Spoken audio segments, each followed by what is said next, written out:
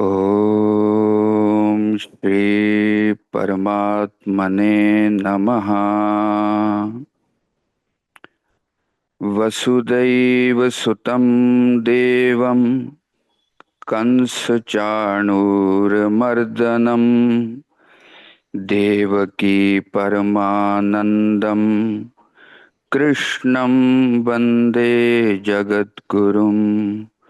कृष्णं वंदे जगद्गुरुम्।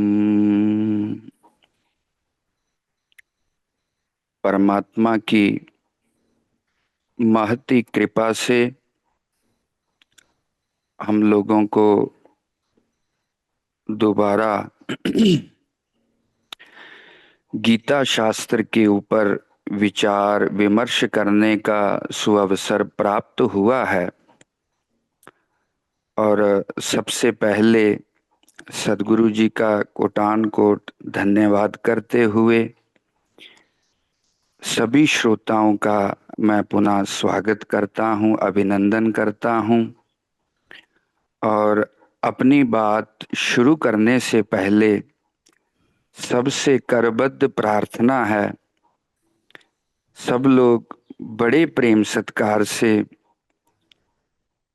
महान सदगुरु जी को याद करें। पहले सब प्रेम सत्कार से कहें, धन श्री सतगुरु जगजीत सिंह सच्चे पातशाह जी। हम लोगों ने प्राय दूसरे अध्याय के अंतिम तक पहुंचे थे, जिसको मैं संक्षेप में दोहराऊं ताकि जो पिछली सारी बातें हैं वो एक बार हमारे सामने आए। भगवत्पाद आचार्य शंकर, क्योंकि भगवत गीता एक ऐसा ग्रंथ है, जैसे जपजी साहब के बहुत सारी व्याख्याएं हैं। मस्कीन जी तो यहाँ तक बोलते हैं कि लगभग 150 से ऊपर व्याख्याएं जपजी साहब की अलग अलग संतों ने, आचार्यों ने की है। उसी प्रकार श्रीमद् भगवत गीता एक ऐसा विश्व प्रसिद्ध ग्रंथ है जिसके ऊपर बहुत सारी टीकाएं, प्राय कोई भी प्रतिष्ठित विद्वान तभी तक समाज में, जब वो अपने आप को प्रतिष्ठित विद्वान मानता था, जब तक वो भगवत गीता के ऊपर अपना व्याख्यान ना लिख दे, ऐसी परंपरा थी।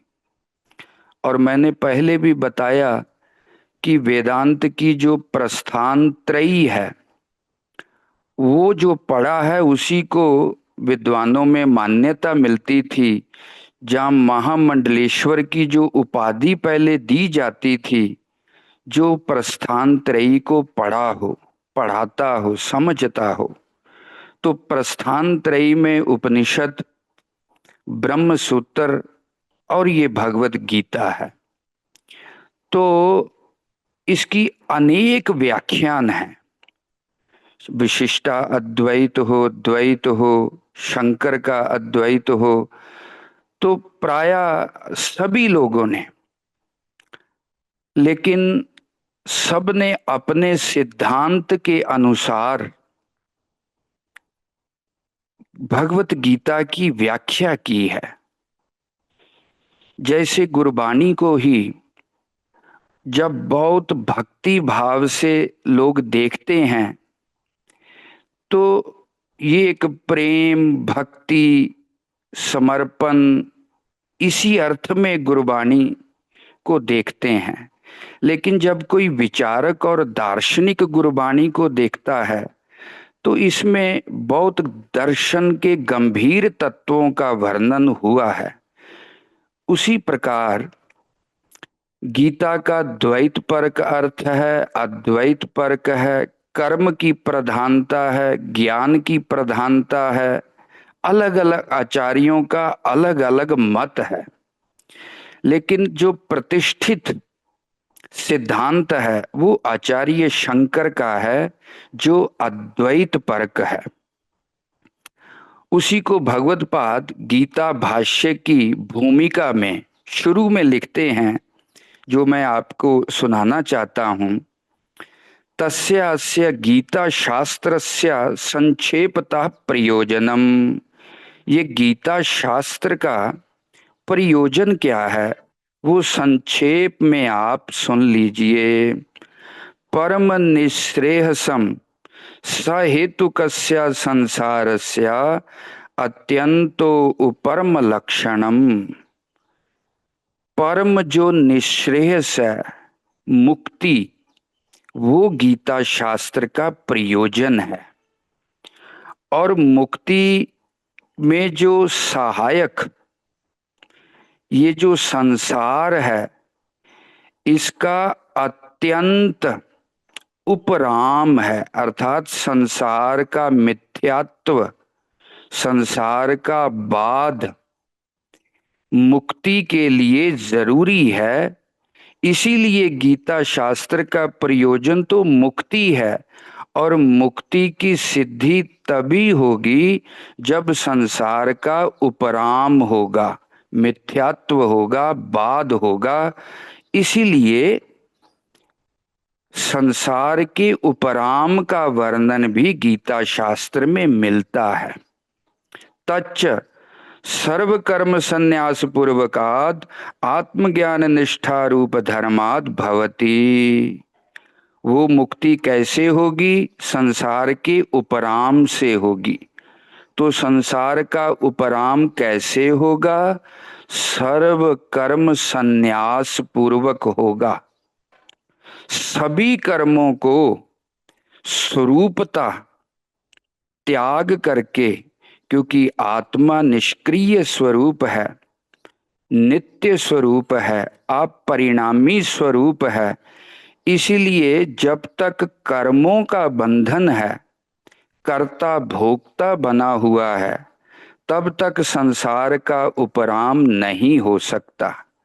तो सर्व कर्म का संन्यास करते हुए ज्ञान निष्ठा की प्राप्ति करके मुक्ति में प्रतिष्ठित होना गीता शास्त्र का परम प्रयोजन है। अब कर्मों को कैसे करना उसको भगवान बता रहे हैं। वो कर्मों का संन्यास कैसे होगा, स्टेप बाय स्टेप। तो संक्षेप में भगवान कह रहे हैं, ईश्वर अर्पण बुद्धया अनुष्ठीयमानः सत्व शुद्धये भवति फलाभिसंधि वर्जितः। ईश्वर अर्पण बुद्धि से और फल की इच्छा का परित्याग करते हुए जब हम कर्मों को करेंगे तो सत्व शुद्धि होगी। सत्व का अर्थ है अंतःकरण की, मन की शुद्धि होगी। काम, अविद्या, संकल्प, तृष्णा आदि जो अशुद्धियां हैं, वो ईश्वर अर्पण करते हुए और फल का त्याग करते हुए जब हम कर्म करेंगे तो ज्ञान निष्ठा की प्राप्ति होगी। और उसी ज्ञान निष्ठा के द्वारा ज्ञान उत्पत्ति हेतुत्वेन च निःश्रेयस हेतुत्वम अपि, वो ज्ञान निष्ठा ही मुक्ति का साधन है। इसीलिए भगवत गीता में कर्मों को और ज्ञान का प्रतिपादन जो किया है, कर्म चित्त शुद्धि के लिए हैं और मुक्ति ज्ञान के लिए है। तो ये बात दोबारा इसको पूरे समझ पूर्वक अपने भीतर बिठाना है कि मुक्ति का साक्षात साधन कर्म नहीं है। क्योंकि कर्म कोई ना कोई फल उत्पन्न करता है, चाहे वो शुभ हो चाहे अशुभ हो। उन दोनों के फल भोगने के लिए, सुख दुख का भोग करने के लिए जन्म ग्रहण करना पड़ता है। तो ये जन्म मरण की जो श्रृंखला है वो शुरू हो जाती है। इसीलिए कर्म अपना फल उत्पन्न ना करें, तृष्णा और कामना उत्पन्न ना करें, तो फल की इच्छा को छोड़कर ईश्वर अर्पण बुद्धि से करते हुए ज्ञान निष्ठा तक पहुंचने का नाम गीता शास्त्र के पूरे उपदेश का सार है। अब एक बात मैं और भूमिका के रूप में मुख्यतः कहना चाहता हूं यहां, ये जो कर्म योग है और ज्ञान योग है, इनको आगे भगवान दो परिभाषिक शब्दों से कहते हैं। ज्ञान योग का मतलब है सांख्य बुद्धि,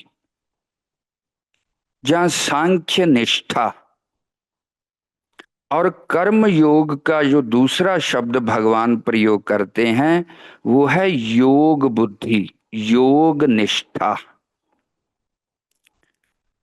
सांख्य निष्ठा का मतलब है, सांख्य शब्द का अर्थ होता है ज्ञान,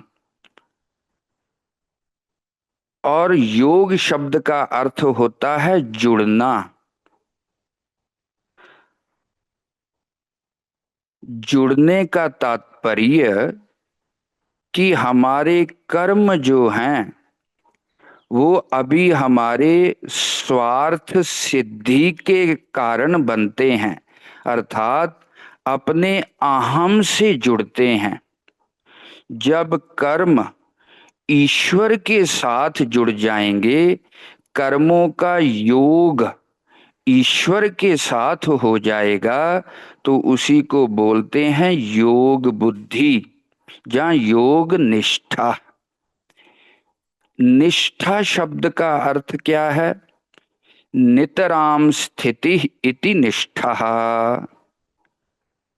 निरंतर जिस भाव में स्थिति होती है उसी को निष्ठा बोलते हैं। विश्वास, श्रद्धा शब्द का बहुत प्रयोग होता है, लेकिन निष्ठा शब्द उससे भी ऊपर का भाव है, क्योंकि विश्वास बदल जाता है और बहुत सारे विश्वास हमारे भीतर होते हैं।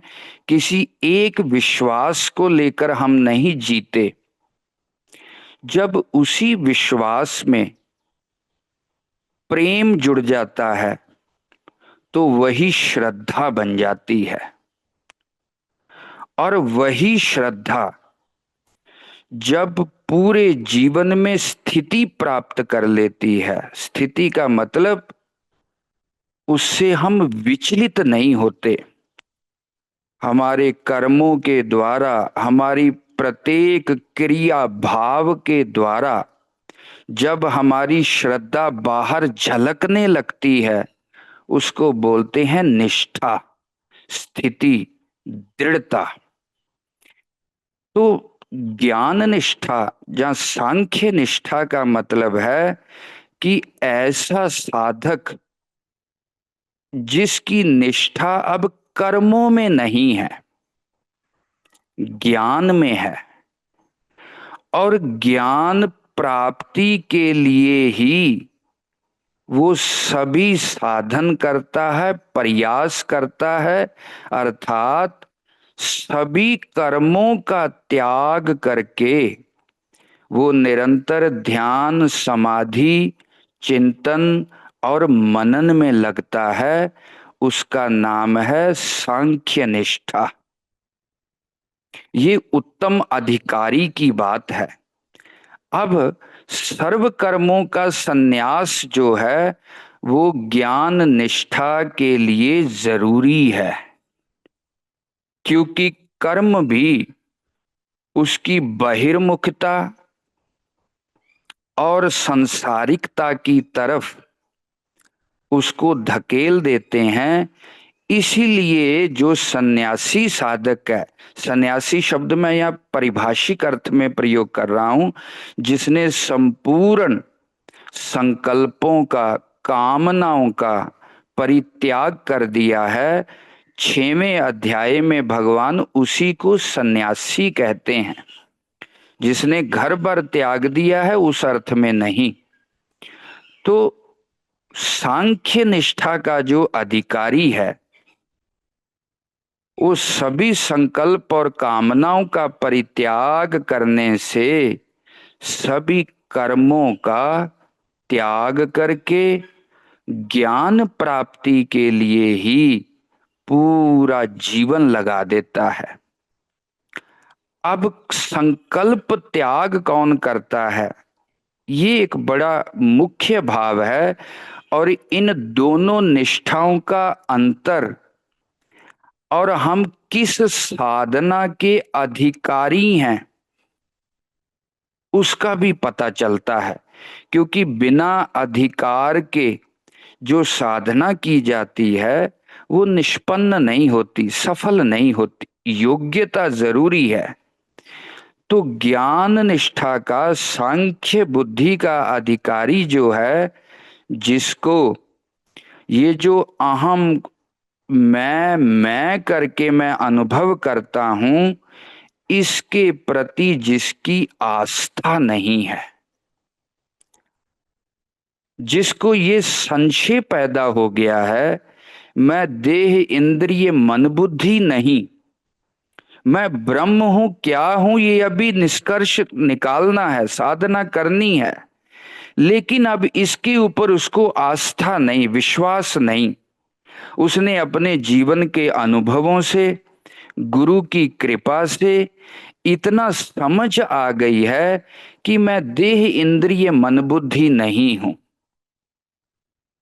तो इसके कारण उसको ये जो मैं करके अपना स्वरूप देह इंद्रिय आदि से युक्त वो समझता है, इसके प्रति उसके मन में संशय पैदा होता है कि देह तो मरता जन्मता है, इंद्रियां भी मेरे साधन हैं, मन और बुद्धि के ऊपर भी मेरा नियंत्रण होता है, मैं इनका साक्षी हूं, दृष्टा हूं। और जागृत अवस्था में ये सभी सक्रिय रहते हैं, स्वप्न अवस्था में देह और इंद्रिय अपने कारण में लीन हो जाती हैं, इनके अस्तित्व का मुझे बोध नहीं होता।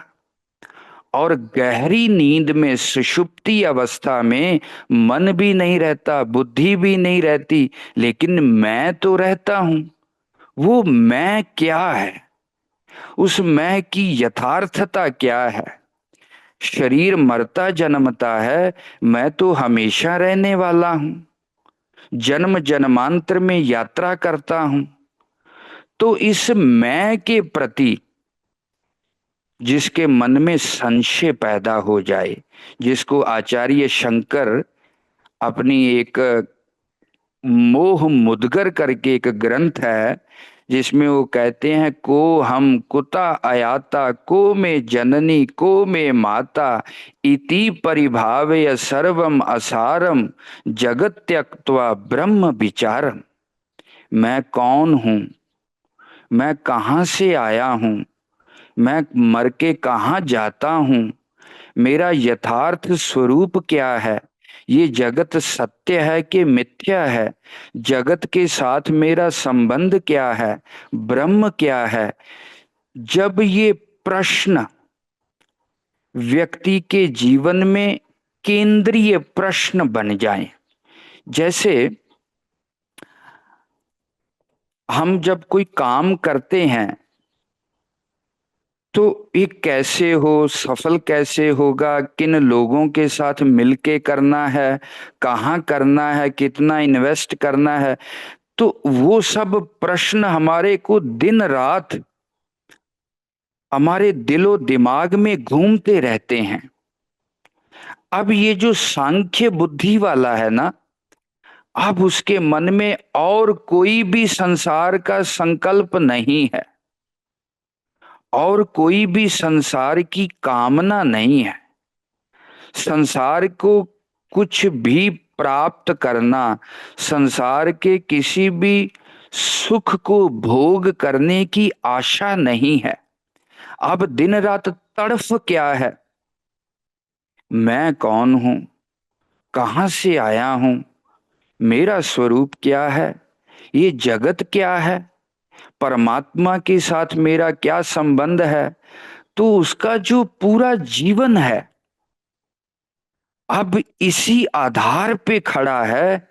इन सब प्रश्नों को सुलझाना वही असली आध्यात्मिकता और धार्मिक साधना की पराकाष्ठा है, चरम सीमा है, जिसको एक वेदांत सार प्रारंभिक ग्रंथ है। वो कहते हैं ऐसे जिज्ञासु का स्वरूप क्या बनता है। तप्तः शिरमिव अनविश्य अहर पानी।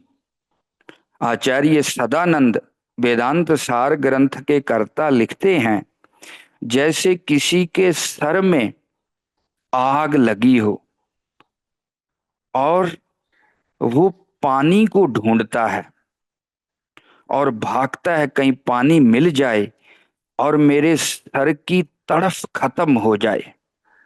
उसी प्रकार जिज्ञासा इतनी प्रबल हो जाती है, परमात्मा से मिलने की इच्छा इतनी प्रबल हो जाती है, सत्य को जानने की, परमात्मा को अनुभव करने की इतनी तीव्रता पैदा हो जाती है, जैसे सर में आग लगने से व्यक्ति कितना बेचैन, कितना दुखी और कितनी जोर से भागता है, उसी प्रकार साधक को अब कुछ भी खाना पीना रहना, संसार की तरफ हर तरफ उसको अनासक्ति वैराग्य पैदा हो जाता है।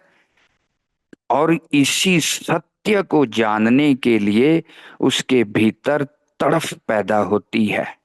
वही भक्त और साधक जब इस अवस्था में पहुंचता है तो वो सांख्य बुद्धि का अधिकारी है, ज्ञान की साधना का अधिकारी है।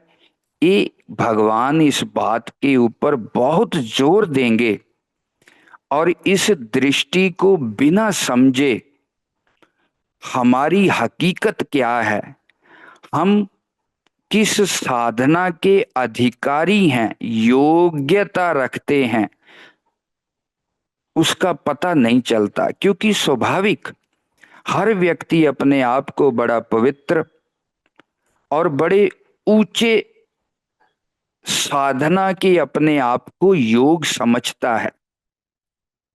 तो भगवान लोके अस्मिन् दुविधा निष्ठा पुरा प्रोक्ता मया नगा ज्ञान योगेन सांख्यानाम कर्म योगेन योगीनाम, ये तीसरे अध्याय का तीसरा श्लोक है। भगवान कहते हैं लोके अस्मिन, अर्जुन इस लोक में, संसार में दो प्रकार की निष्ठा है। निष्ठा शब्द का अर्थ मैंने पहले बताया, नितराम स्थिति, व्यक्ति की भीतरी स्थिति, व्यक्ति भीतर उसके संकल्प कामना विचार का आधार क्या है, व्यक्ति जीवन किस लिए जीता है, व्यक्ति के जीवन का मकसद क्या है, उसकी जिंदगी की फिलॉसफी क्या है, दृष्टिकोण क्या है। इसलिए मैंने पहले दिनों में भी कहा था कि अगर कोई गुरबाणी केवल इसमें क्या लिखा है, जहां हमारे गुरु साहबों ने कहा है, एक क्यूरिसिटी से पढ़ता है, जहां मेरे को व्याख्यान देना है इसीलिए पढ़ता है, जहां अपने आप को बौद्धिक करना है, जैसे यूनिवर्सिटी के प्रोफेसर लोग पढ़ते हैं, एक विचारक बनने के लिए, एक दार्शनिक बनने के लिए पढ़ता है, तो वही गुरबाणी उसके जीवन में एक दूसरा असर लेके आएगी। और जब एक भक्त हृदय से पढ़ता है, शिष्य भाव से पढ़ता है, त्याग वैराग और प्रेम से पढ़ता है, और सबसे बड़ी बात मुक्ति के लिए पढ़ता है, तो वही पढ़ी हुई गुरबानी उसके जीवन में दूसरा असर लेकर के आएगी। इसी प्रकार मैंने पहले भी कहा था कि धर्म और अध्यात्म और खास करके ये गीता शास्त्र, इसीलिए मैंने ये बात यहीं से शुरू की। गीता शास्त्रस्य संक्षेपतः प्रयोजनम, गीता शास्त्र का परम प्रयोजन क्या है? परम निश्रेयसम, मुक्ति ही गीता का प्रयोजन है। ये सब चीजें अपने आप का विश्लेषण करना, अपने मन इंद्रिय और विचारों को नियंत्रण करना,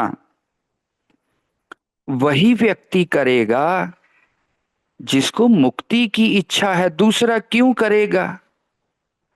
जिसके भीतर अभी अनंत संकल्प हैं, अनंत कामनाएं हैं, मुझे ये भी करना है, वहां भी पहुंचना है, ये भी चाहिए, वो भी चाहिए, जिसको शास्त्र पुत्रेषणा, वित्तेषणा और लोकेशना, छांदोग्य उपनिषद के ऋषि और भगवान कृष्ण अष्टादश अध्याय में आगे जाकर के कहेंगे, मूलतः व्यक्ति की सभी संकल्प और कामनाओं को तीन संकल्प के भीतर समेटा है हमारे शास्त्रकारों ने, ऋषियों ने। पहली है पुत्र इच्छा, पारिवारिक सुख की इच्छा। हमारी अधिकतर जो जीवन है, जो क्रियाएं हैं, जो व्यवहार और प्रयास है, उसका केंद्र बिंदु है पुत्रेषणा, पारिवारिक सुख की आशा। और दूसरी वित्तेषणा, धन संपदा। आप देखेंगे हम आपके अभिमान और सुख का जो केंद्र होगा वो वित्तेषणा होगी। धन संपदा प्राप्त करने की कामना, क्योंकि तभी तक व्यक्ति पारिवारिक सुख की कामना करता है जब उसको वहां सुख दिखता है, तभी चाह पैदा होती है। धन संपदा की चाह तभी पैदा होगी जब वहां व्यक्ति को सुख दिखता है। छठे अध्याय में भगवान कहेंगे यत पराचा परमम लाभम, जहां व्यक्ति को लाभ दिखता है, चाह भी उसी की पैदा होती है, कामना भी उसी की पैदा होती है।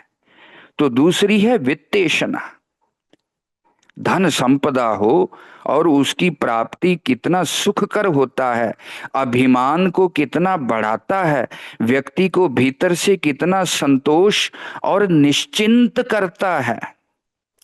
मेरे पूज्य गुरुदेव विद्या गुरुदेव बहुत बार इस चीज को कहते थे कि ये जो धन संपदा की एकत्रता हम लोग करते हैं, और खास करके वो सन्यासियों को कहते थे कि सन्यासी को कोई धन संपदा इकट्ठी नहीं करनी चाहिए। आज स्थिति अलग है, संत लोग क्या क्या करते हैं वो एक अलग विषय है। तो वो कहते थे कि धन संपदा इसीलिए इकट्ठी करते हैं कि भविष्य में काम आएगी। कभी कोई बीमारी आए, बुढ़ापा आए, मुसीबत आए, तो बोले गृहस्थी आदमी इकट्ठा करे तो बात समझ में आती है, अगर सन्यासी इकट्ठा करता है तो वो पाप है। क्यों? क्योंकि ईश्वर के ऊपर विश्वास की कमी है, ईश्वर के शरणागति समर्पण की कमी का नाम है। अगर पूरी डोरी, ईश्वर डोरी हाथ तुम्हारे, ये जो बार बार गुरु साहब गुरबाणी में अनेक जगह शब्दों का प्रयोग करते हैं।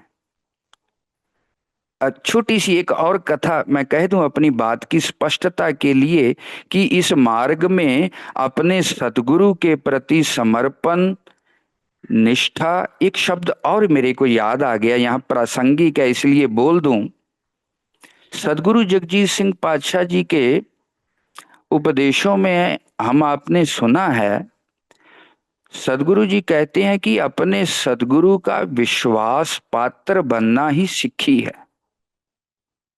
बहुत बड़ी डेफिनेशन और बहुत गंभीर बात को सदगुरु जी ने, मैं समझता हूं, पूरी साधना। मैं बहुत बार इस बात को अपनी कथा में भी कहता हूं कि सदगुरु जी के उपदेश और प्रवचनों को बहुत सरलता से नहीं लेने का। वो बहुत सारी बातों को इतनी सरलता से और छोटे शब्दों में कह देते हैं। यही महापुरुषों की और दैवी पुरुषों की विशेषता होती है, विश्वास पात्र बनना। अब विश्वास पात्र तो वही बनेगा जो गुरु के हर हुक्म में राजी है, हर अवस्था में शुक्राने से भरा है, गुरु के हर आदेश को पालन करने के लिए उसका दिल हर हृदयता से हमेशा तैयार है, जिसको गुरु की बातें अच्छी लगती है, और सबसे बड़ी बात, जिसके भीतर निश्चिंतता है, निडरता है, जिसको भविष्य की चिंता है, अपने कामना और भोग की चिंता है, वो विश्वास पात्र कैसे बनेगा? उसको मालूम है मेरा गुरु समर्थ है, सर्वज्ञ है, मेरी हर जरूरत को मेरी योग्यता के अनुसार वो जानता है, यही उसका गुरुपन है। तो मेरे को चिंता करने की क्या जरूरत है? इसी का नाम है विश्वास पात्र बनना। और जिस दिन किसी शिष्य के अंदर, सिख के अंदर ये विश्वास पात्रता आती है ना, जितनी मेरे को सदगुरु जी ने बुद्धि दी और मैं समझता हूं, फिर साधना शिष्य नहीं करता, गुरु करवाता है। फिर जो जो साधना के अनुकूलता चाहिए वो शिष्य को प्राप्त नहीं करनी पड़ती, गुरु वैसी वैसी अवस्थाएं, वैसे वैसे लोग, वैसी वैसी परिस्थितियां बनाता जाता है। ये जो कहते हैं ना कि एक कदम चलो तो गुरु 1000 कदम चलता है, ये खाली कहने की बात नहीं है।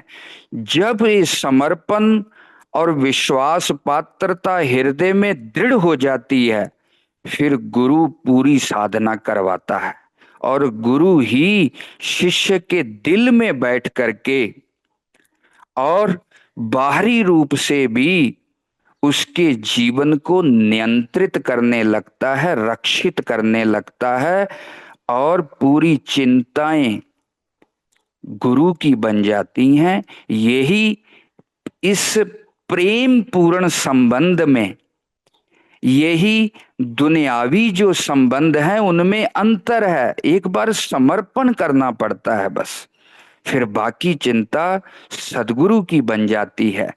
तो ये मार्ग, मुक्ति का जो मार्ग है, वही धर्म और अध्यात्म को जी सकता है, समझ सकता है, जिसकी सांसारिक कामनाएं खत्म है। इसीलिए शास्त्रकारों ने कहा पुत्रेषणा, दूसरी है वित्तेषणा। इषणा का मतलब संकल्प, चाह, आशा, तृष्णा, वासना, और चौथी है लोकेषणा। मेरे विद्या गुरुदेव कहते थे कि सन्यासी लोग जब घर बार छोड़ देते हैं तो पुत्रेषणा से मुक्त हो जाते हैं, परिवार छोड़ दिया, और वित्तेषणा से भी काफी हद तक छूट जाता है। और जो तीसरा है ना, ये सोने का संगल है, लोकेशना। लोकेशना का मतलब मान, सम्मान, बड़ाई, बड़प्पन, शोभा, ये इतनी मीठी लगती है और ऐसे व्यक्ति को जकड़ती है कि इसके सभी सद्गुणों का ईमान, प्रतिष्ठा, बड़ाई नाश कर देती है और अहंकार को बढ़ा देती है। तो ये वित्तेषणा, पुत्रेषणा और लोकेशना, हमारे जितने भी संकल्प हैं, जितनी भी कामनाएं हैं, इनकी ये तीन कैटेगरी होगी। इन तीनों के भीतर ही वो सब समा जाएंगी। तो जो सांख्य बुद्धि का अधिकारी है, उसकी अब ये तीनों कामनाएं नहीं रही, ये लक्ष्य नहीं रहा। उसको अभी काम, क्रोध, लोभ, मोह है, वो सिद्ध नहीं हुआ, वो अभी मुक्त नहीं हुआ, अभी साधना करना बाकी है, अभी साधक कोटि में ही है। लेकिन उसके भीतर ये पुत्रेषणा, वित्तेषणा और लोकेशना के प्रति अनासक्ति पैदा हो गई, वैराग पैदा हो गया। उसको ये पूरी सही ढंग से समझ पैदा हो गई कि इनके द्वारा मेरा जीवन सफल नहीं होगा, कृत कृत्य नहीं होगा। मैं इन दुखों से और जन्म मरण के चक्कर से मुक्त नहीं हो सकता। चाहे कितना भी संसार में मेरा मान सम्मान हो, चाहे कितनी भी मेरे पास धन संपदा हो, चाहे कितना भी मेरा परिवार अच्छा और बड़ा हो, अंत में ये सब कुछ छूट जाएगा। जिसको गुरु नानक पातशाह जपजी साहब की एक पौड़ी में जे जुग चारे आरजा होर दसूनी होए नवा खंडा विच जानिए नाल चलै सब कोए चंगा नाव रखाए कै जस कीरत जग ले जे तिस नदर ना आवई ता वात न पुछै के। खाली इस लोक की बात नहीं कर रहे गुरु नानक पातशाह, नवा खंडा विच ऐसा उसका नाम हो, नाल चले सब कोई, जिसके आगे पीछे लोग चलते हों और जिसका नाम इतना प्रसिद्ध हो जाए, नाम लेने मात्र से ही उसके पूरे काम हो जाते हों, ऐसा व्यक्ति संसार में प्रतिष्ठित हो, ऐसा फेमस हो, हर सुख सुविधा उसके पास हो। पर पातशाह कहते हैं बात न पूछे के, प्रभु के दरबार में उसकी कोई बात भी नहीं पूछता। और इसी शब्द के आगे की पंक्ति में गुरु नानक कहते हैं उसका जीवन तो कीड़े के समान है। जैसे कीड़ा उसी जगह पैदा होकर के उसी में मर जाता है, उसी प्रकार संसार की प्रतिष्ठा में पैदा हुआ व्यक्ति संसार की प्रतिष्ठा में ही मर जाता है। इससे ज्यादा उसकी कोई औकात नहीं होती। जब इस प्रकार का, यहाँ पर बहुत कुछ और उदाहरण दी जा सकती है। जैसे अभी दिमाग में आया, गुरु तेग बहादुर पातशाह माई मन मेरो बस नाहे विषयन को तावत, मतलब वो अपनी वेदना प्रकट कर रहे हैं कि वो कितना दर्द उनके भीतर, जा कितना अ, एक जिज्ञासा, एक वैराग और ये मन और इंद्रियों का नियंत्रण ना होने से जो दिल में दर्द है उसको व्यक्त कर रहे हैं पातशाह कि ये कब वश में होगा माई परमात्मा, कृपा करो मैं इनको अपने वश में करके भक्ति में लगा सकूं, सिमरन में लगा सकूं, तेरी याद में लगा सकूं। जब चित्त की ऐसी स्थिति बनती है तब व्यक्ति सांख्य बुद्धि का अधिकारी बनता है। निरंतर वो ध्यान साधना, श्रवण मनन निधि ध्यासन के द्वारा काम अब नहीं करता वो कोई।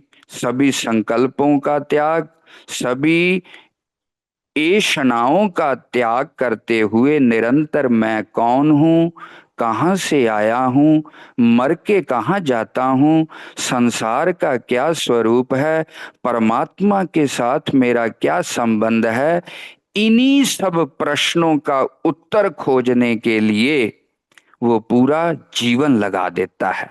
ये है सांख्य बुद्धि। इसमें दोबारा एक चीज को मैं दोहराऊं, जो मेन बात है, मुख्य बात है, वो यही कि अपने इस अहम के प्रति हमको संशय पैदा हो जाए,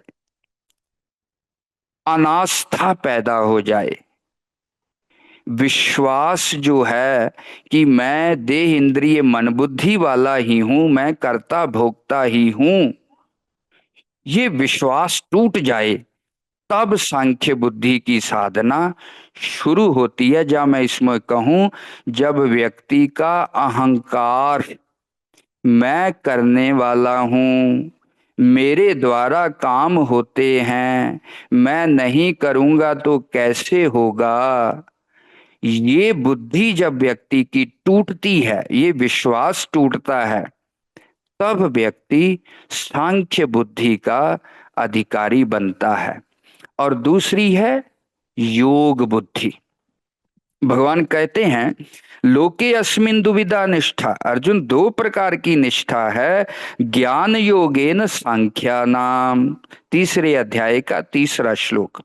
जो ज्ञान की साधना करने वाले हैं, उनके लिए सांख्य बुद्धि का सहारा लेना।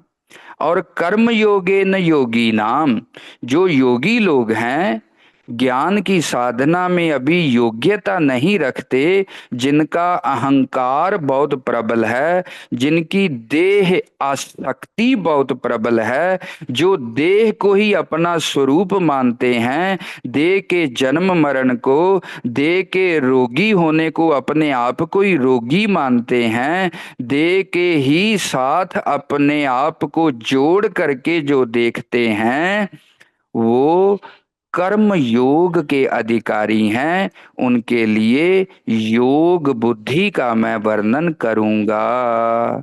तो योग बुद्धि क्या है? जिनकी अभी देह आसक्ति टूटी नहीं, जिनका अहंकार बहुत प्रबल है, जिनकी पुत्रेषणा वित्तेषणा और लोकेषणा अभी है, इनकी प्राप्ति की दिल में चाह है। भगवान आगे कहेंगे कि ज्ञान हाँ ना, ज्ञानम ज्ञानम ज्ञेयम ज्ञान गम्यम रिधि सर्वस्य विष्ठितम। अर्जुन, अपने दिल को पहचानो, अपने भीतर झांक करके देखो, तुम्हारी निष्ठा क्या है, तुम्हारी आंतरिक स्थिति क्या है। जैसी तुम्हारी आंतरिक स्थिति होगी, वहीं से तुमको साधना शुरू करनी पड़ेगी। कोई चालाकी, कोई पाखंड, कोई दिखावा नहीं है। बाहर से दिखने से संत भले ही लगता हो, अच्छा प्रवचन कर लेता है, साध संगत में आता है, तो इसका मतलब वो साधक है, मुक्ति के लिए सब कुछ कर रहा है, ये जरूरी नहीं। प्रवचन भी पैसे के लिए हो सकता है, साध संगत भी अपने स्वार्थ और लोभ से हो सकती है। तो भीतर की स्थिति क्या है? तो अगर तुम अपने आप को देह से एक मान रहे हो, संसार के पदार्थों में तुमको सुख दिख रहा है, संसार के पदार्थों का अभी तुमको प्राप्त करने की इच्छा कामना है, तो तुम कर्म योग के अधिकारी हो। क्योंकि जब तक ये अहम तुम्हारा ढीला नहीं पड़ता, इस देह इंद्रिय के साथ का जो अहम है, इसके प्रति अनास्था नहीं पैदा होती, तब तक अगली साधना शुरू नहीं होती। तो कर्म योग का जो अधिकारी होगा, वो अहंकार, वासना और देह के साथ जिसकी एकत्व है, वही होगा। वो कर्म फिर कैसे करने हैं, उसको हम लोगों ने पीछे देखा। इसीलिए भगवान ने कहा, कर्मण्येवाधिकारस्ते माँ फलेषु कदाचना माँ कर्म फल हेतु भुर माते संगोस्त्व कर्मणि। हे अर्जुन, तुम्हारा कर्म में ही अधिकार है, फल में तुम्हारा अधिकार नहीं है। ये दूसरे अध्याय का 46 श्लोक है। इसलिए तुम कर्म फल का निमित्त मत बनो और कर्मों का त्याग भी मत करो। निठल्ले बैठना, विलापन, अकर्मण्य क्या की स्थिति व्यक्ति को नरक में ले जाएगी, गहरे अवसाद में ले जाएगी। एक बार किसी को स्वामी विवेकानंद जी ने पूछा कि मैं मुक्ति के लिए क्या करूं, तो विवेकानंद जी को दूसरे लोगों ने बताया कि ये बहुत आलसी है, केवल बातें ही बातें करता है, कोई सेवा करना, कोई काम करना ये करता ही नहीं। तो स्वामी विवेकानंद बोलते हैं कि तुम फुटबॉल खेलो, यही तुम्हारे लिए मुक्ति का साधन है। तो कहने का भाव, विवेकानंद जी चाहते थे कम से कम इसका निठल्लापन, इसका आलसीपन, वेलापन तो टूटे, कम से कम इसका शरीर इंद्रिय मन बुद्धि एक हलचल में तो आए, तब ना जाकर के आगे की साधना होगी। तो भगवान कहते हैं अकर्म में तुम्हारी श्रद्धा नहीं होनी चाहिए, तुम कर्म करो। तो कर्म कैसे करे? 48 श्लोक में भगवान कहते हैं योगस्था कुरु कर्माणि संगम त्यक्त्वा धनंजया सिद्ध्या सिद्ध्योर समो भूत्वा समत्वम योग उच्यते। समत्व ही कर्म योग की आत्मा है। समता में रहना, सम रह करके तुम जीवन का प्रत्येक काम करो। और वो समता कैसे तुम्हारे भीतर आएगी? जब तुम योग में स्थित हो जाओगे। योग में स्थित होने का मतलब क्या है?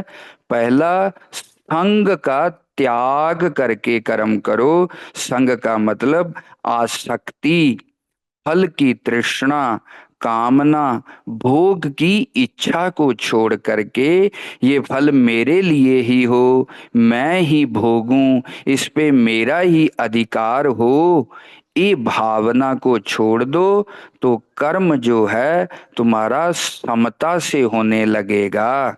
और दूसरा एलिमेंट है सिद्ध्या सिद्ध्योर समो भूत्वा।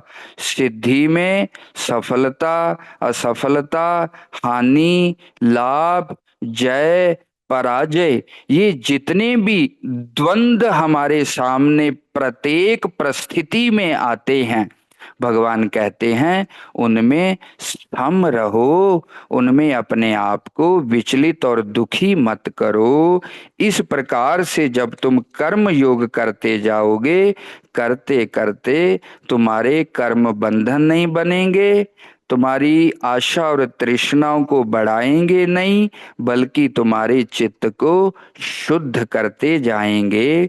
अब यहाँ पर इस अध्याय को आज हम समाप्त करेंगे, कल तीसरे अध्याय में प्रवेश करेंगे। एक चीज यहां पर दूसरे अध्याय में और बहुत मुख्य है। इसके आगे भी मैंने उस दिन बताया था कि कैसे आगे के लगभग 10 श्लोकों के द्वारा भगवान विषय वासना का बहुत जोर से निषेध करते हैं। बार बार कहते हैं कि ये विषय व्यक्ति को खींच लेते हैं, व्यक्ति की प्रज्ञा को हर लेते हैं। यहां तक भगवान कहते हैं कि ये जो विषय है ना, ये व्यक्ति को इस ढंग से खींचते हैं, इंद्रिया नाम ही चरताम यन मनोनुविधीयते तदस्य हरति प्रज्ञाम वायुर्नावमिव अंबसी। दूसरे अध्याय का 67वां श्लोक, दूसरे अध्याय का 67वां श्लोक है। भगवान कहते हैं वे विषय कैसे व्यक्ति को खींचते हैं। जैसे समुद्र में बोलते हैं कोई नाव है, किश्ती, नौका है, जब तेज हवा का बहाव आता है तो फिर व्यक्ति की मर्जी नहीं होती उस नाव को किस दिशा में ले जाना है। वो चेष्टा तो करता है, लेकिन जब हवा का वेग ज्यादा हो तो भगवान कहते हैं फिर वश से चीजें बाहर हो जाती हैं। तदस्य हरति प्रज्ञाम वायुर नावमिव अम्बसी। अम्बसी मतलब जल का वेग ऐसा वायु से बदल जाता है कि वो नौका को अपनी तरफ खींच के ले जाता है। उसी प्रकार जब बुद्धि में विषय वासना प्रबल होती है ना, इंद्रियों को तृप्त करने की लालसा होती है, नेत्र रूप देखने का, कान शब्द सुनने का, त्वग इंद्रिय स्पर्श करने का, जिह्वा खाने का, जब ये लालच इतना बढ़ जाता है, भगवान कहते हैं कि जब ये लालच इतना बढ़ जाता है तो उस समय व्यक्ति का वश नहीं चलता। इसीलिए हमेशा अच्छी संगत में रहना, अच्छे विचारों में रहना, और यहाँ तक भगवान आगे 17वें अध्याय में अपने खान पान को सात्विक करना, ताकि ये जो विषय वासना है ये प्रबल ना हो। जब विषयों की वासना, इंद्रियों को तृप्त करने की भावना प्रबल होती है तो फिर भगवान कहते हैं तद अस्या हरति प्रज्ञाम। प्रज्ञा शब्द का भगवान प्रयोग कर रहे हैं। फिर वो कितना भी ज्ञानी है, कितनी भी ऊंची कुल का है, कितना विद्वान है, फिर उसकी समझ या उसका वश जो है वो नहीं चलता। इसीलिए भगवान कहते हैं कि उसकी प्रज्ञा लूट ली जाती है। फिर वो विषयों का जो वेग है ना, वो जबरदस्ती उसको बुरे कामों में, बुरे रास्ते में ले जाता है। इसीलिए अपने संग का, अपने व्यवहार का, अपने खान पान का बड़ी सुचेतता से जो साधक है उसको ध्यान रखना चाहिए। मैं कैसा लोगों के साथ उठता बैठता हूँ, कैसा व्यवहार करता हूँ, कैसा मेरा खान पान है। नहीं तो जब एक बार विषयों ने बुद्धि को लूट लिया, एक बार कर लेते हैं, इससे क्या होता है, मन तो मेरा ठीक ही है, जब संसार बनाया है तो सुख के लिए ही बनाया है, इंद्रियां दी हैं तो भगवान ने भोग के लिए ही दी हैं। तो ये सब बातें जो है ना, दिल को बड़ी जचने लगती है और व्यक्ति इन सब बातों के पीछे पड़ के अपनी साधना को नष्ट कर लेता है। इतिहास आपके सामने है, बड़े बड़े बुद्धिमान लोग भी इन इंद्रियों के जाल में फंस करके अपनी पूरे जीवन की साधना को नष्ट कर लेते हैं। तो भगवान कहते हैं उसके लिए ध्यायतो विषयान पुंस संगस्तेषु उपजायते। उसके लिए क्या करना है, विषयों का ध्यान नहीं करना, चिंतन नहीं करना। जैसे सदगुरु जगजीत सिंह जी के उपदेश में आता है, फोटो देखने से लोग बोलते हैं क्या होता है, खाने से क्या होता है, बहुत कुछ होता है, आप सब जानते ही हैं। तो भगवान उसी बात को कह रहे हैं, ध्यायतो विषयान पुंसा, 62 श्लोक। विषयों का चिंतन नहीं करना, ध्यान नहीं करना विषयों का। जिसका कोई जैसा ध्यान करता है उसका मन भी वैसा बन जाता है, क्योंकि ध्यान करने से संग पैदा होता है, आसक्ति पैदा होती है, मोह पैदा होता है। जिस चीज को जितना देखते जाएंगे वो बाहरी चीज आंखों के द्वारा भीतर आएगी, और भीतर आने से उससे प्यार पैदा होगा, मोह पैदा होगा, आसक्ति पैदा होगी। और जब मोह और आसक्ति पैदा होती है फिर उसको प्राप्त करने की इच्छा पैदा होगी। अगर प्राप्त नहीं हुआ क्रोध पैदा होगा, प्राप्त हो जाएगी तो हमेशा अपने पास रखने का लोभ पैदा होगा। तो भगवान कहते हैं ये जो विषयों में फंसने की चेन है ना, ये विषयों का चिंतन करने से, ध्यान करने से शुरू होती है। और जब तुम ध्यान करने लग गए उसके बाद फिर तुम्हारा अपने ऊपर नियंत्रण नहीं रहेगा। तुम चाहो चाहे ना चाहो, तुम धीरे धीरे स्टेप बाय स्टेप फंसते ही जाओगे, विषयों में डूबते ही जाओगे।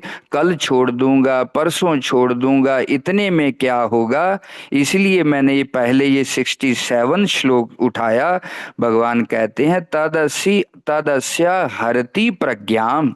ये जो विषयों का चिंतन है, इसकी प्रज्ञा को, इसकी बुद्धि को, इसकी समझ को चुरा लेता है, लूट लेता है। जैसे हवा का वेग किश्ती को कहीं का कहीं ले जाता है समुद्र में, उसी प्रकार इसके जीवन को भी ये विषयों की वासना कहाँ की कहाँ ले जाती है। ये भी एक मुख्य चीज भगवान कृष्ण दूसरे अध्याय में बताते हैं। एक चीज 2-4 मिनट में और कह दूं, क्योंकि कल फिर इसी में डूब गए तो पूरा समय इसी में निकल जाएगा। अर्जुन पूछता है, भगवान आप जो कह रहे हैं कि आत्मज्ञानी को कोई सुख दुख नहीं होता, आत्मज्ञानी जन्म और मुक्ति से परे होता है, आत्मज्ञानी बंधन में नहीं पड़ता, वो कैसा होता है। 54 श्लोक में अर्जुन पूछता है, स्थित प्रज्ञस्य का भाषा समाधिस्थस्य केशव, स्थित धी किम प्रभाषेत किम आसेत व्रजेत किम। अर्जुन कह पूछता है भगवान कि ये जो स्थित प्रज्ञा, जिसकी प्रज्ञा स्थित हो गई है, अर्थात जिसका ब्रह्म ज्ञान जिसको प्राप्त हो गया है, ऐसे जो साधक हैं, जहाँ सिद्ध पुरुष हैं, जीवन मुक्त, जहाँ आत्मज्ञानी हैं, वो बोलते कैसे हैं, वो बैठते कैसे हैं, वो चलते कैसे हैं, उनका जीवन कैसा होगा। अर्जुन को आश्चर्य हुआ कि जिसके जीवन में कोई कामना ही नहीं है, कोई भी सिचुएशन जिसको दुखी नहीं करती, इस देह इंद्रिय मन बुद्धि से अपने को अलग जानता है, क्या ऐसा कोई व्यक्ति हो सकता है। असंभव बात लगती है। अगर है तो उसका जीवन कैसा होगा। तो भगवान अगले 3 श्लोकों में जीवन मुक्त पुरुष को बड़े संक्षेप में बता रहे हैं और आगे भी बताएंगे। 55 श्लोक, बस 2-4 मिनट। श्री भगवानुवाच प्रजहाति यदा कामान् सर्वान् पार्थ मनोगतान् आत्मन्येवात्मना तुष्टा स्थित प्रज्ञस्तदुच्यते। हे अर्जुन, तुम जीवन मुक्त हो गए हो, तुमको ब्रह्म ज्ञान आत्म ज्ञान हो गया है। ये पता कैसे चलेगा, क्योंकि शरीर तो बदलेगा नहीं, तो भीतरी स्थिति बदलेगी। तो क्या बदलेगा उसको भगवान बता रहे हैं। पहली चीज, प्राजहाति यदा कामान, उसके भीतर से पूरी जो कामनाएं हैं वो खत्म हो जाती हैं। अब कोई चाह नहीं है।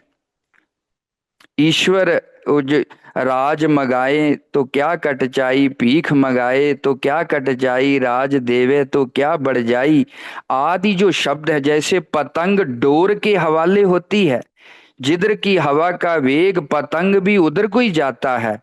सिख के भीतर भी इतनी निश्चिंतता आ जाती है, सदगुरु जैसे रखे जहां रखे, मेरी कोई कामना कोई इच्छा नहीं, पहली निशानी है।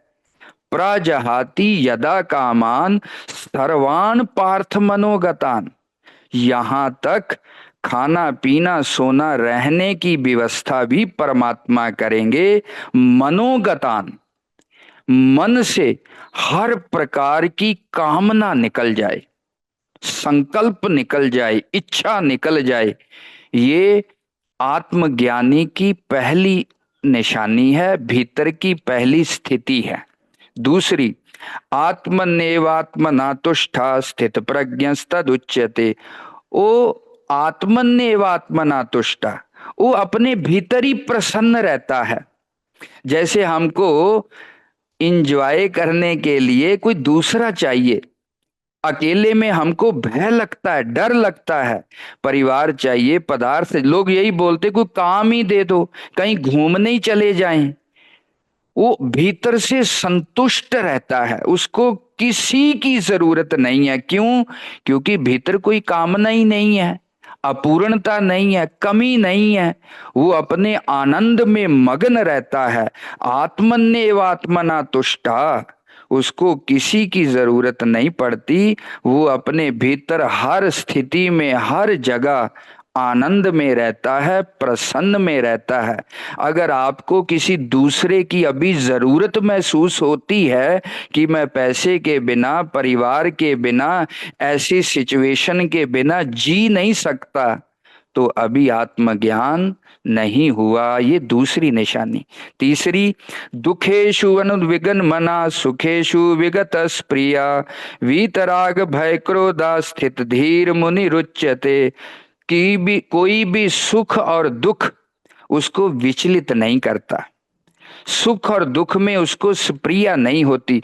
दुख को दूर करने की इच्छा नहीं और सुख को रोकने की इच्छा जिसके भीतर नहीं होती, वो जीवन मुक्त पुरुष है। ये 56वां श्लोक, ये तीसरी निशानी है। दुखों को दूर करने की भी चाह नहीं, जो हो रहा है परमात्मा की इच्छा से हो रहा है, प्रारब्ध से हो रहा है। और जो सुख आ रहा है उस सुख को रोकने की भी इच्छा नहीं। ये आ रहे हैं और जा रहे हैं। जीवन मुक्त पुरुष अपने आनंद अवस्था में स्थित रहता है। ये तीसरा लक्षण। चौथा, वीतराग भय क्रोधा, उसके भीतर कोई राग नहीं रहता, आसक्ति नहीं रहती, कोई विशेष अपनापन नहीं होता, ये मेरे हैं ये पराये हैं। पूरा विश्व उसका अपना बन जाता है, राग खत्म हो जाता है। जिसको कहते हैं वसुदेव कुटुंबकम, पूरा विश्व ही उसका परिवार हो जाता है, राग खत्म हो जाता है। किसी स्पेसिफिक पर्सन के प्रति उसका कोई रिलेशन नहीं होता, वो सबके प्रति समान प्रेम करता है। दूसरा, उसके भीतर कोई भय नहीं रहता, डर नहीं रहता और क्रोध नहीं आता। वीतराग भय क्रोधा, इसको एक में ही भगवान ने कैलकुलेट किया है। उसके सारे राग खत्म हो जाते हैं, सारे डर खत्म हो जाते हैं और उसके भीतर क्रोध नहीं उठता। ये चौथा लक्षण है। और या सर्वत्र अभिस्नेयस तत्तत् प्राप्य शुभाशुभम ना अभिनंदति ना द्वेष्टि तस्य प्रज्ञा प्रतिष्ठिता। ऐसी सिचुएशन मेरे लिए अच्छी है, ऐसी सिचुएशन मेरे लिए खराब है, कोई इच्छा नहीं। हर स्थिति में वो सम, समान और प्रसन्न रहता है। ये पांचवा लक्षण है। ना अभिनंदति ना द्वेष्टि, मान और सम्मान, अपमान उसको प्रभावित नहीं करते। वो किसी का अभिनंदन भी नहीं करता, अर्थात किसी से ईर्ष्या नहीं करता। ये स्थितियां जब भीतर की बन जाएं तो समझना ज्ञान हमारा सिद्ध हो गया है, हम जीवन मुक्त अवस्था में पहुंच चुके हैं। और ये जो लक्षण सारे बताए ना, हमारा भी मन कभी सम होता है, हमको भी क्रोध नहीं आता, हम भी सुख दुख में समान रहने की चेष्टा करते हैं, तो वो हमारी साधना अवस्था है। कभी क्रोध भी आता है, कभी दुखी भी होते हैं, भय भी लगता है, तो कभी ऊपर नीचे होते रहते हैं। लेकिन जो जीवन मुक्त पुरुष है ना, ये इसकी सहज अवस्था है। कभी क्रोध नहीं आता, कभी भय नहीं होता, कभी समता नहीं टूटती, कभी सुख दुख नहीं होता, कभी उसके अंदर कामना नहीं आती। ये उसकी सहज अवस्था है, निज अवस्था है, स्वरूप अवस्था है। तो ये भगवान ने जीवन मुक्त पुरुष को जो लक्षण है 55, 56 और 57 श्लोक में बताए हैं, ये सब मोटे मोटे विषय भगवान ने बताए। कल मैं दूसरे अध्याय का एक कंक्लूजन भी करूंगा संक्षेप में 15-20 मिनट में। ये मोटी मोटी बातें भगवान दूसरे अध्याय में कह करके अब आगे तीसरे अध्याय में हम कल प्रवेश करेंगे। इन्हीं शब्दों के साथ मैं अपनी वाणी को सदगुरु जी के चरणों में समर्पित करता हुआ धन्यवाद करता हूँ। सत श्री अकाल जी। बहुत बहुत धन्यवाद। धन्यवाद आप जी दा जी, आप जी टाइम दे के सुनते हो, नवाजते हो। नहीं, अच्छा लगता जी। मैं समझदा कि गुरु नानक ਦਾ धर्म है और सब तो ਵੱਡਾ मैं इस चीज का मैं धर्म समझदा कि गुरु नानक ਦਾ ਉਹ ਧਰਮ ਹੈ ਜਿੱਥੇ ਉਹ ਧਰਮਾਂ ਦੀਆਂ ਲਾਈਨਾਂ ਮੁੱਕ ਜਾਂਦੀਆਂ ਨੇ। ਕਿਉਂਕਿ ਜਿੰਨਾ ਚਿਰ ਤੁਸੀਂ ਤਾਂ ਬਹੁਤ ਅੱਗੇ ਦੀਆਂ ਗੱਲਾਂ ਕੀਤੀਆਂ ਨੇ, ਪਰ ਜਿੰਨਾ ਚਿਰ ਅਸੀਂ ਇੱਥੇ ਹੀ ਫਸੇ ਆ ਕਿ ਕੌਣ ਹਿੰਦੂ ਹੈ ਕੌਣ ਮੁਸਲਮਾਨ ਹੈ, ਉਹਨਾਂ ਚਿਰ ਤਾਂ ਅਸੀਂ ਉਸ ਰਸਤੇ ਤੇ ਤੁਰੇ ਨਹੀਂ।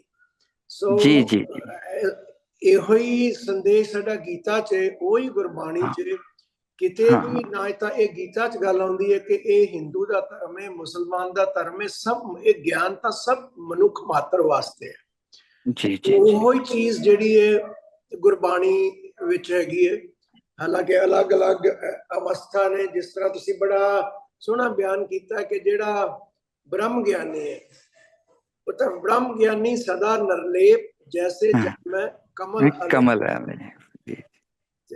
ਪਰ ਉਹ ਬ੍ਰਹਮ ਗਿਆਨੀ ਤਾਂ ਇਹ ਹੈ ਕਿ ਜਿਹੜਾ ਕੋਟਾਂ ਵਿੱਚੋਂ ਕੋਊ ਹੈ, ਉਹ ਸਭ ਤੋਂ ਉੱਪਰਲੀ ਅਵਸਥਾ ਹੈ। क्योंकि ब्रह्म ज्ञानी का सगल आकार, ब्रह्म ज्ञानी आप निरंकार। आप निरंकार, वाह वाह वाह। अवस्था बहुत अच्छी है। पर उस तो पहले भी आप जी कर्म की गल की है, ते बड़ी चंगी चीज है। जेड़ा आम मैं समझना आम इंसान कर सकता है, वो कर्म तो ही तुरना है, तुरना है, करदियां करदियां ही एक ज्ञान ते पहुंचना है। बिल्कुल बिल्कुल। हाँ, ਤੁਸੀਂ ਮੈਂ ਸਮਝ ਨਹੀਂ ਸਕਿਆ, ਤੁਸੀਂ ਕਿਹਾ ਸੀ ਕਿ ਕਰਮ ਮੁਕਤੀ ਦਾ ਰਸਤਾ ਨਹੀਂ, ਉਸ ਤੋਂ ਕੀ ਭਾਵ? हाँ, वो सिर्फ इन्ना है, मुक्ति दा रास्ता शब्द दा जो है ना, वो बार बार भगवान यहाँ भी कहेंगे, मूल श्लोकों के भीतर भी, क्योंकि जो बंधन है वो अज्ञान के कारण है। ब्रह्म तो हम हैं, हमेशा हैं, हमारा स्वरूप है, लेकिन हम अज्ञान से समझते नहीं। तो अज्ञान की जो निवृत्ति है या नाश है, वो ज्ञान से ही होता है। जो कर्म का स्वरूप है, आगे हम तीसरे अध्याय में मैं थोड़ा इसके ऊपर विचार करूंगा, कर्म कुछ ना कुछ पैदा करता है। इसीलिए कर्म को मुक्ति का साक्षात कारण नहीं माना। चित्त शुद्धि के द्वारा ये ज्ञान पैदा करेगा, तब मुक्ति होगी। इसलिए ये जो ज्ञान है, इसका साधन है कर्म। सीधा कर्म करने से कोई मुक्त नहीं हो सकता, क्योंकि कर्म तभी होगा जब कोई कर्ता बनेगा, और जब तक कोई कर्ता बना हुआ है तब तक वो मुक्त कैसे हो सकता है? पंडित जी ठीक है, पर मैं समझदा कि कर्म करदियां करदियां ही, जिस तरह गरीब नवाज हुक्म करते हैं पंजवें पातशाह, कर्म करत होवे नेह कर्म। कर्म करत होवे नेह कर्म, तिस वैष्णव का निर्मल धर्म। क्योंकि मैं ये समझना कि जैसे जब इस दुनिया में पैदा हुए हैं, दुनिया चलती है, ये कार विहार चलता है, जो भी ये परमात्मा ने जो पैदा किया हुआ है, तो क्योंकि सिख धर्म में तो गृहस्थ धर्म ही प्रधान है, और जो हम कृष्ण भगवान के समय में भी ले तो उस समय भी गृहस्थ धर्म प्रधान था। तो उसमें तो कर्म भी करना पड़ता है, लेकिन कर्म करते करते जितना भी हो सके नेह कर्म हो जाता है। तो मैं समझता हूँ कि वो रास्ता आपको मुक्ति की तरफ, ज्ञान की तरफ चल जाता है, जितना जितना भी होता है। ऐसी बात ही भगवान कर रहे हैं। मेरे कहने का तात्पर्य भी यही है। ये बल्कि गीता का जो मुख्य प्रतिपाद्य, कुछ आचार्य लोग बोलते हैं कि कर्म कैसे करना है, कर्म ही मुख्य विषय है गीता का। तो वही जो ईश्वर अर्पण बुद्धि से आसक्ति को छोड़ करके समता में रहते हुए निष्काम कर्म करने को ही भगवान यहाँ बार बार बोलते हैं। और ये निष्काम कर्म करने से चित्त शुद्ध होगा। चित्त शुद्धि का मतलब ही है कि ज्ञान की योग्यता आएगी या ज्ञान की प्राप्ति होगी। तो इसमें एक दार्शनिक उलझने हैं कुछ, इसीलिए कर्म को सीधा मुक्ति का कारण नहीं मानते। कर्म ज्ञान पैदा करेगा, ज्ञान से मुक्ति होगी। जी जी कर्म को ऐसे ही गीता करने के लिए बोलती है जी, जैसा आप जी जी ने कहा। जी जी। क्योंकि वो भी गुरु साहब भी वही हुक्म करते ने, काहू फल की इच्छा नहीं बाचा, हाँ हाँ बाचा हाँ। है केवल भगत कीर्तन संग राचा। क्या संगराचा, जी जी जी जी। बहुत सारे शब्द हैं। मैं कल भी देख रहा था, रतन सिंह जग्गी का एक कर्म के विषय में लेकर के एक लेख है। वो भी कहते हैं कि जो गीता कह रही है, गुरु नानक का भी सिद्धांत कर्मों को लेकर के हूबहू वैसा ही है। गुरबाणी भी अद्वैत को मानती है, गीता भी अद्वैत को। और गुरबाणी भी कहती है कि कर्मों का लेप ना हो, और गीता भी कहती है कि कर्म कर्म इस ढंग से करो, कुशलता से करो कि कर्मों का लेप ना हो, कर्ता भाव जो है वो प्रबल ना हो। तो वो सामान्य बातें हैं जी। जी वो भी, जैसे आपने कहा कि मैंने कुछ किया है, तो मैंने अगर कुछ मेरे से अच्छा हो गया, सतगुरु जगदीश सिंह जी अक्सर कहा करते थे, तो मैंने नहीं किया, ये तूने ही करवाया है।